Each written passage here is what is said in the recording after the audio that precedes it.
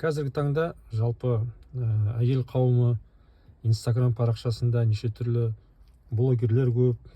Как жить после развода, мынаны сен шыдамауың керексің, оны жаңағыдай өзің бақытты болғың келсе, ол күйеуді тастап өзің ақша тауып өзің жетілдіру керексің.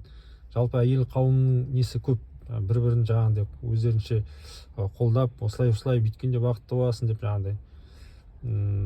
Ал енді еркектердің тарапынан ондай нәрсе жоқ. Манағы мужской абьюзді көп айтады да, женский абьюзді ешкім айтпайды. Өйткені ол құқықтарын ешкім сақтамайды, ешкім қорғамайды. Еркек те адам ғой, еркек соқса да пәле, соқпаса да пәле. Аузын ашып, дауыс көтерсе де пәле, үндемесе де пәле.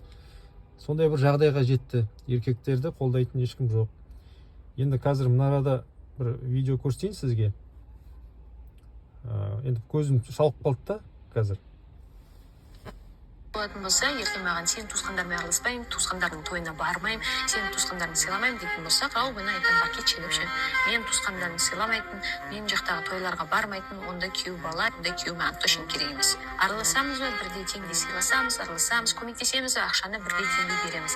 Туысқандарымды сыйламаған адам мен сыйламайды деген сөз ғой. Зачем маған мен бір шаңырақтың басында бір үйде мен сыйламайтын адаммен бірге өмір сүремін? Егер ол мен туысқандарымды сыйламайтын болса, мен оның туысқандарымды сыйламаймын.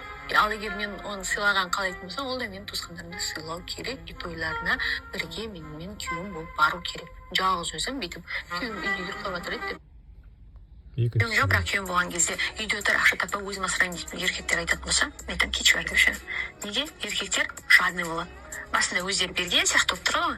И каждый раз бере берген кезде эгосы ойнайды, мен беріп жатырмын деп. И сондықтан қыздарға айтатын едім ше, еркек не десе де әше тыңдамау керек, өзінің қалағанды керістеу керек. Всегда ақшаң болсын, ақшаң жина, и саған всегда ақша түсіп тұратын, сондай ақшаның көзі болу керек. Всегда жұмыс жаса, всегда ақылыңды дамыт, всегда опыт ал. Өйткені 10 жылдан кейін, немесе 15 жылдан кейін ешкімге керек емес болып қаласың. И ертең ол сені керек емес қылтып тастайды да, екінші әйел аламын деп кетіп басады. Ақша табатын қызға барып барады ғой. Ана материальный жағдайы дұрыс, әп-әдемі, жап-жас қызды барады да таңдай салады. А зачем? Тыңдамау керек, поэтому ақша табу керек. Міне осындай блогерлер қазір көйіп кетті.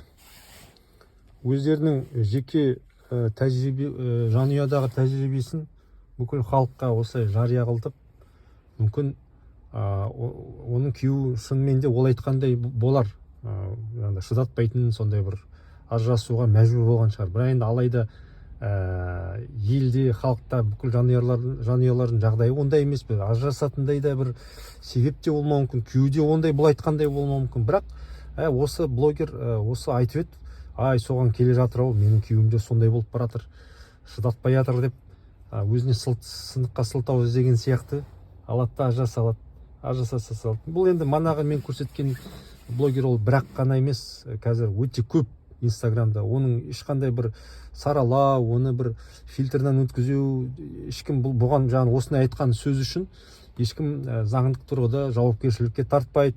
Одан ажырасқан жанұя үшін ешкім оның кепілдікке алмайды, ешкім оның жағдайын жасамайды.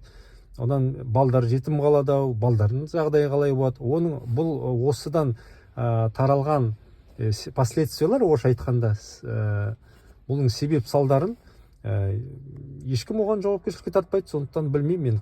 Бірақ енді Құдайдың, Алланың алдында мен үміттенемін, енді жауапкершілікке тартылады, мына өмірде тәубесіне келеді деген бір үмітім бар.